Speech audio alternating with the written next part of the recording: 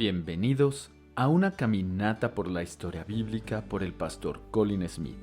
Soy Rodrigo Gómez y hoy recorreremos Isaías capítulo 6, versículos 1 al 8, en la sesión Santidad. Hemos estado siguiendo la historia de cómo el pueblo de Dios se rebeló contra él, fue llevado al exilio y luego devuelto a la tierra prometida. Durante estos años, Dios habló a su pueblo a través de los profetas. Los últimos 17 libros del Antiguo Testamento contienen los escritos de estos profetas, el primero de los cuales fue Isaías. El 11 de septiembre de 2001 es una fecha marcada para siempre en la historia de Estados Unidos. En una mañana despejada en Nueva York, 2 aviones secuestrados se estrellaron contra las Torres Gemelas del World Trade Center. A las pocas horas de la tragedia, los medios de comunicación preguntaban a líderes cristianos: ¿dónde está Dios en esto? ¿Es esto un juicio sobre Estados Unidos? ¿Es este el fin del mundo? Dios no nos ha dado la respuesta a estas preguntas, por lo que los pastores de todo el país buscaron en las Escrituras mientras trataban de discernir la mejor manera de aplicar la palabra de Dios a este extraordinario evento. Para los profetas fue diferente. Ellos estaban en el consejo de Dios y recibían su palabra directamente. Sabían lo que Dios estaba haciendo y eran capaces de decir: así dice el Señor. Creciente desinterés por Dios. Isaías, uno de los profetas más conocidos, pronunció la palabra de Dios durante un periodo de más de 60 años.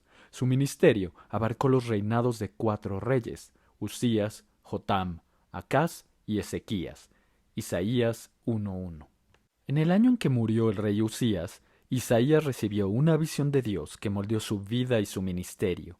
Usías gobernó en Jerusalén durante 52 años, y durante ese tiempo la nación disfrutó de un notable periodo de prosperidad. Esto generó un sentimiento de confianza entre el pueblo de Dios, y a medida que su confianza crecía, se volvía cada vez más desinteresado hacia Dios. Grandes multitudes se agolpaban en el templo, ofreciendo sus sacrificios y observando las fiestas y los festivales, pero su religión no tenía mucha más importancia en sus vidas. El templo, que alguna vez había estado lleno de la gloria de Dios, se había convertido en un mero símbolo de los valores tradicionales.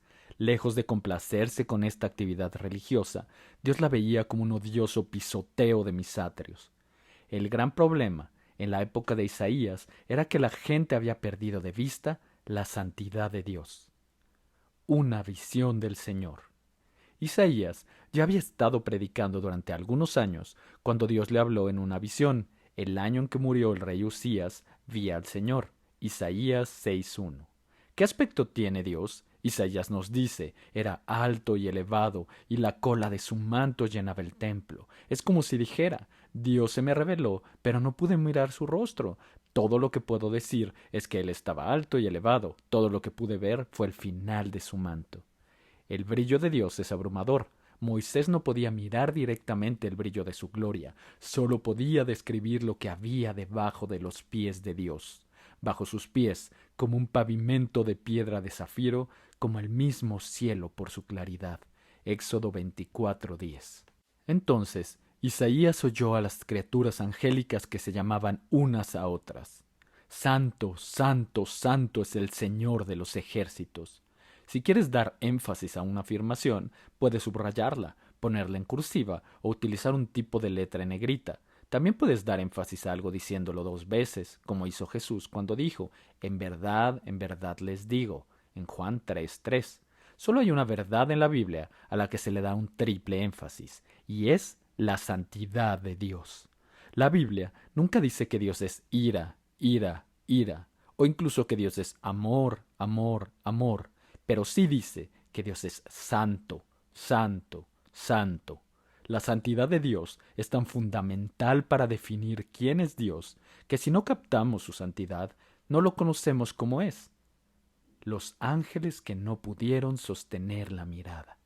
Si preguntamos ¿qué es la santidad?, es más bien como preguntar ¿qué es el fuego? La mejor manera de entender el fuego es observando su efecto, y la mejor manera de entender la santidad de Dios es observando lo que sucede cuando Dios se acerca. Uno pensaría que los ángeles que habitan el cielo se sentirían cómodos en la presencia inmediata de Dios, pero Isaías vio que incluso los ángeles se cubrían el rostro cuando Dios se acercaba. ¿Por qué harían eso? Estos ángeles no habían pecado como nosotros, no tenían nada de qué avergonzarse, toda su vida la pasan sirviendo a Dios. Los ángeles se cubren el rostro porque son criaturas, abrumadas en la presencia de su Creador. Incluso si vivieras una vida perfecta y luego entraras en la presencia de Dios, seguirías encogiéndote de miedo y asombro como criatura ante la gloria de tu Creador. Deshaciendo las costuras.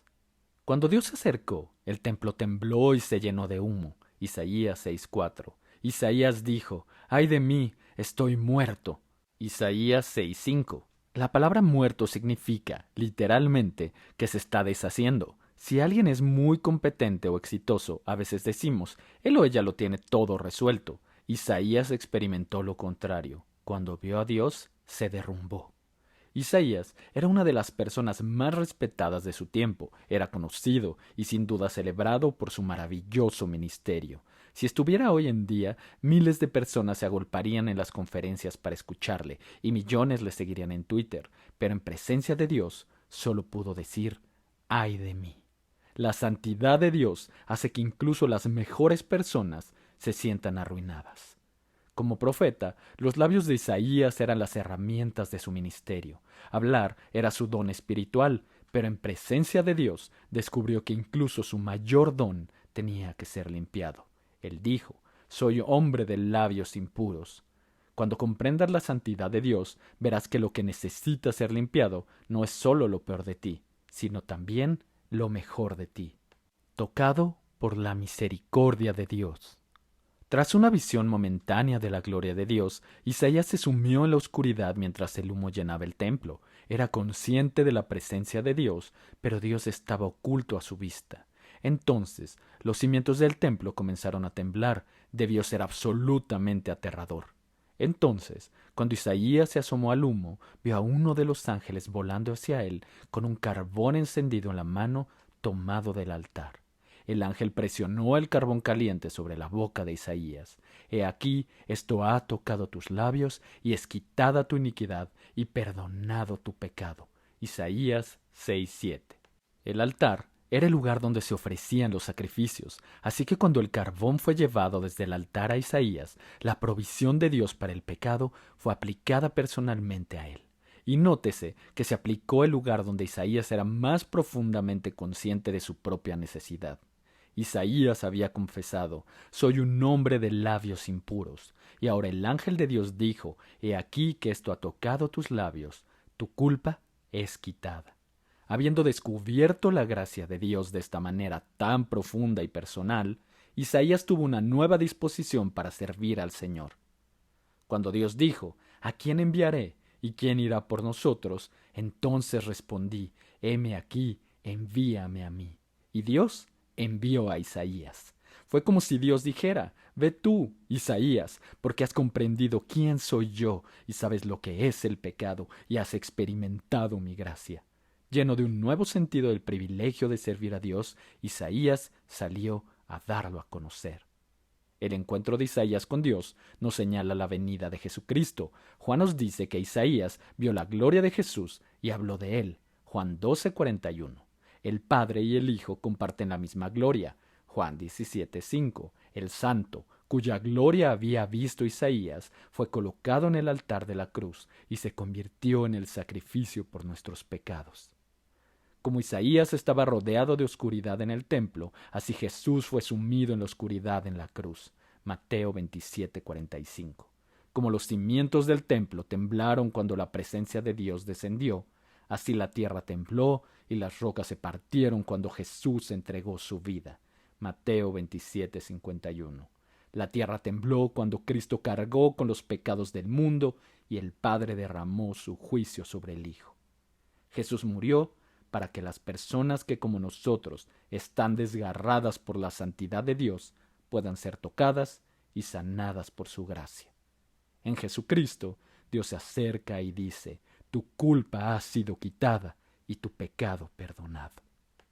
Esto es lo que descubrimos hoy. Dios es santo, santo, santo. Su santidad es la base de su carácter. En la época de Isaías, miles de personas se agolpaban en el templo, pero no tenían ninguna experiencia del Dios que decían adorar. Con el tiempo, este tipo de adoración se vuelve aburrida, pero si piensas que Dios es aburrido, nunca te has encontrado con el Dios de la Biblia. El pecado es una ofensa contra un Dios santo y se necesita una expiación. Sin ella, los pecadores estarían arruinados en su presencia. La buena noticia del Evangelio es que Jesús, el Hijo de Dios, satisfizo el juicio de un Dios santo, convirtiéndose en el sacrificio que expió todos nuestros pecados.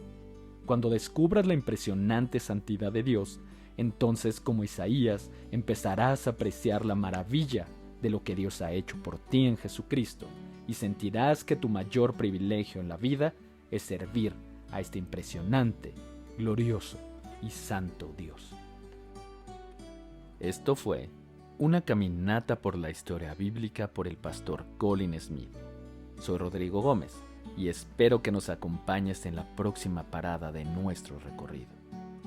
Para más recursos de Abre la Biblia, como el programa de enseñanza del pastor Colin Smith, libros digitales y otros recursos para hacer crecer tu fe, visita abrelabiblia.org.